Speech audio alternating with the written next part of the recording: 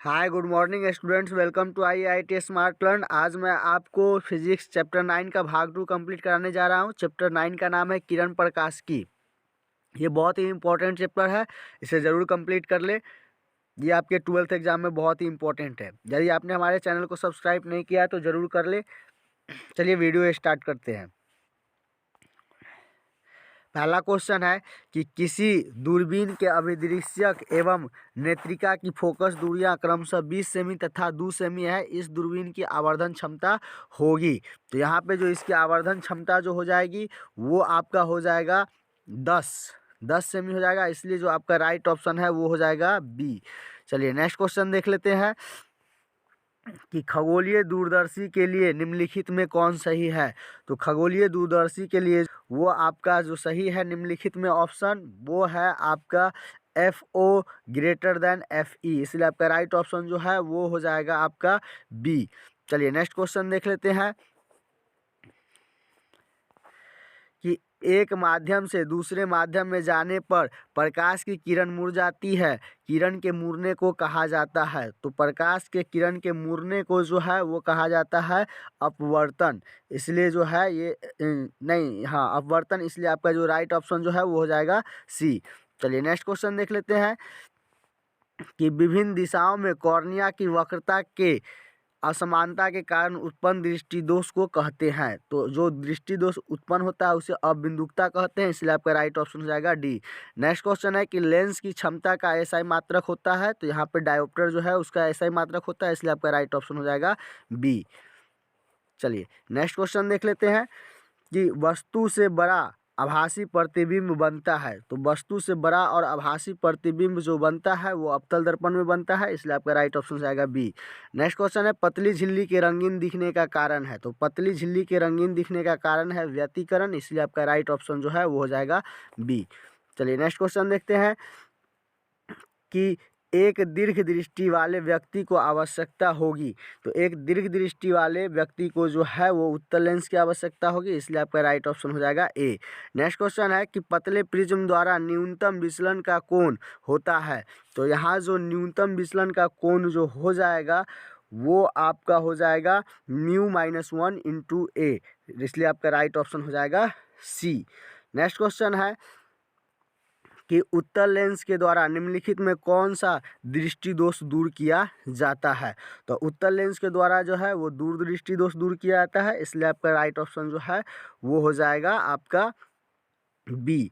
Next question है कि जल और कांच के अपवर्तनांक क्रमशः 4/3 तथा 3/2 है। जल का कांच के सापेक्ष अपवर्तनांक होगा। तो जल के सापेक्ष जो आपका अपवर्तनांक हो जाएगा वो हो जाएगा 8/9, इसलिए आपका राइट ऑप्शन हो जाएगा डी।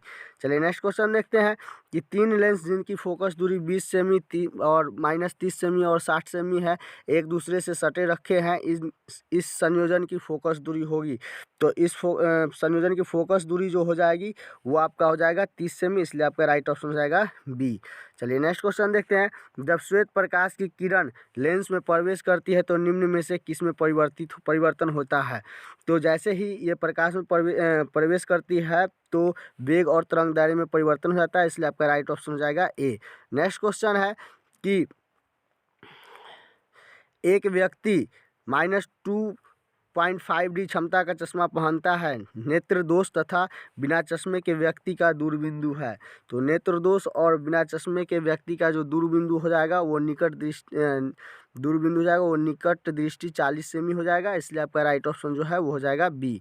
नेक्स्ट क्वेश्चन है कि इंद्रधनुष का निर्माण जिस कारण से होता है वह है। तो इंद्रधनुष का निर्माण जो है आपका वर्ण विक्षेपण के कारण होता है, इसलिए राइट ऑप्शन हो जाएगा सी।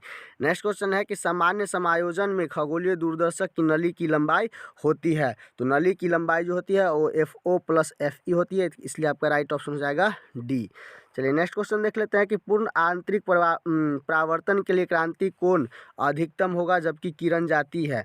तो यहाँ पे जो आपका क्रांति कोण अधिकतम हो जाएगा और कांच से पानी में, इसलिए आपका राइट ऑप्शन जो है वो हो जाएगा ए। चलिए नेक्स्ट क्वेश्चन देख लेते हैं कि कांच के एक अवतल लेंस को जब जल में डुबाया जाता है तब यह हो जाता है। तो यहाँ पे जो यह हो जाएगा वो कम अपरासी हो जाएगा, इसलिए राइट ऑप्शन हो जाएगा आपका सी। चलिए नेक्स्ट क्वेश्चन देख लेते हैं कि F1 तथा F2 फोकस दूरी के दो पतले लेंस एक दूसरे के संपर्क में स्थित है, संयुक्त लेंस की फोकस दूरी हो जाएगी। तो संयुक्त लेंस की फोकस दूरी हो जाएगी F1 F2 बटा F1 प्लस F2, इसलिए राइट ऑप्शन हो जाएगा आपका डी।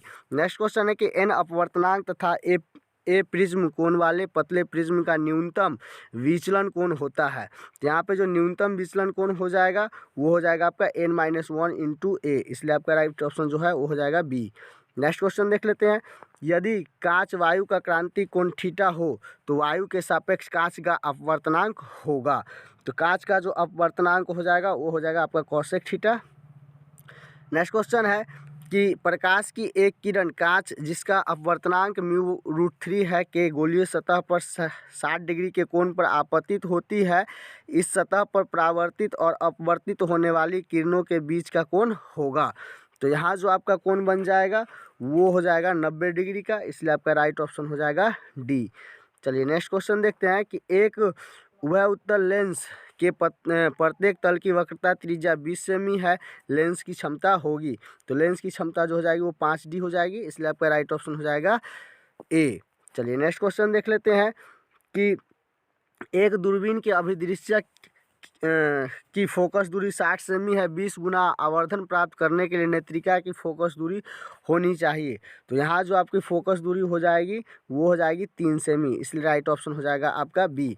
चलिए नेक्स्ट क्वेश्चन देख लेते हैं कि कांच से हवा में प्रवेश करते समय किस प्रकाश का क्रांति कोण सबसे कम होता है। जहाँ जो सबसे कम क्रांति कोण होता है वो बैगनी रंग का होता है, इसलिए आपका राइट ऑप्शन हो जाएगा डी। नेक्स्ट क्वेश्चन है, एक प्रिज्म के पदार्थ का अपवर्तनांक √2 है तथा अपवर्तन कोण 60 डिग्री है, न्यूनतम विचलन के लिए आपतन कोण होना चाहिए। तो यहाँ जो आपतन कोण होना चाहिए वो आपका 75 डिग्री का होना चाहिए, इसलिए आपका राइट ऑप्शन हो जाएगा डी। चलिए नेक्स्ट क्वेश्चन देख लेते हैं कि बेलनाकार लेंस का व्यवहार किया जाता है आँख के उस दोष को दूर करने के लिए जिसे कहा जाता है। तो आँख के किस दोष को दूर करने के लिए कहा जाता है, तो एस्टिग्मैटिज्म को दूर करने के लिए किया जाता है, इसलिए आपका राइट ऑप्शन जो है वो हो जाएगा सी। नेक्स्ट क्वेश्चन है कि 20 सेमी और 40 सेमी फोकस दूरी वाले लेंसों के संयोग से बने समतुल्य लेंस की क्षमता होगी। तो इस लेंस की जो क्षमता हो जाएगी वो हो जाएगी 2.5 डायोप्टर, इसलिए जो है राइट ऑप्शन हो जाएगा आपका सी प्लस 2.5 डायोप्टर। चलिए नेक्स्ट क्वेश्चन देख लेते हैं कि सरल सूक्ष्मदर्शी की आवर्धन क्षमता होती है। तो सरल सूक्ष्मदर्शी की आवर्धन क्षमता जो होती है वो 1 + d/f होती है, इसलिए आपका राइट ऑप्शन हो जाएगा सी। चलिए नेक्स्ट क्वेश्चन देख लेते हैं कि वर्ण विपथन का दोष नहीं पाया जाता है। तो वर्ण विपथन का दोष जो है वो परावर्तक दूरदर्शक में नहीं पाया जाता है, इसलिए आपका राइट ऑप्शन हो जाएगा बी। चलिए नेक्स्ट क्वेश्चन देखते हैं कि अपवर्तनांक वाले शीशे की पट्टी में पथ की लंबाई t का समतुल्यांक निर्वात में खाली जगह पथ की लंबाई है। तो यहाँ जो पथ की लंबाई हो जाएगी वो nt हो जाएगी, इसलिए आपका राइट ऑप्शन हो जाएगा बी। चलिए नेक्स्ट क्वेश्चन देखते हैं कि प्रकाश का वेग महत्तम होता है। तो प्रकाश का वेग जो है महत्तम जो है वो निर्वात में होता है, इसलिए राइट ऑप्शन हो जाएगा आपका डी। नेक्स्ट क्वेश्चन है कि यदि समान फोकस दूरी f के दो अभिसारी लेंस एक दूसरे के संपर्क में रखे हो तो इस संयोग की फोकस दूरी होगी। तो फोकस दूरी जो हो जाएगी वो f/2 हो जाएगी, इसलिए राइट ऑप्शन हो जाएगा आपका सी।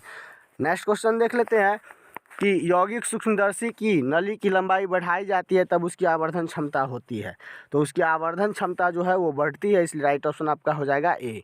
नेक्स्ट क्वेश्चन है, यदि नीले रंग के प्रकाश के फोटोन की ऊर्जा E1 और पीले रंग के प्रकाश की ऊर्जा E2 हो तो होगा। तो यहाँ पे जो आपका हो जाएगा वो E1 > E2 हो जाएगा, इसलिए आपका राइट ऑप्शन हो जाएगा बी। चलिए नेक्स्ट क्वेश्चन देख लेते हैं कि किसी पारदर्शी माध्यम के अपवर्तनांक एवं प्रकाश की तरंगदैर्ध्य में संबंध होता है। तो यहाँ जो संबंध होगा आपका वो n = a + b/λ² हो जाएगा, इसलिए आपका राइट ऑप्शन हो जाएगा सी। नेक्स्ट क्वेश्चन है, सूक्ष्मदर्शी से बना प्रतिबिंब होता है।